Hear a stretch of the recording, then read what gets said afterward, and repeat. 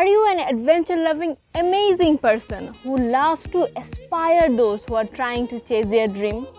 Then welcome! I am Elora from Elora's Moving Diary. Being close to nature is like breathing to me. A blue sky, a mighty ocean, a mountain top.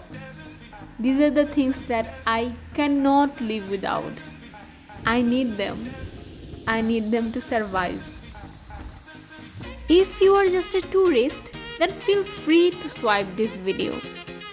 But if you are an adventurer in heart, if a view of the ocean makes you smile and cry at the same time, if the raindrops raise your heart and the sound of the waterfall makes you calm, then I just want to tell you this: I feel you. When I visit a new place, nothing is unknown to me because I know that there is a language that everyone understands, language of love and kindness. From each and every adventure I have, I try to collect smiles for a change, and I'm more than happy to share those smiles with you. Get ready to listen to the untold stories and see the unseen.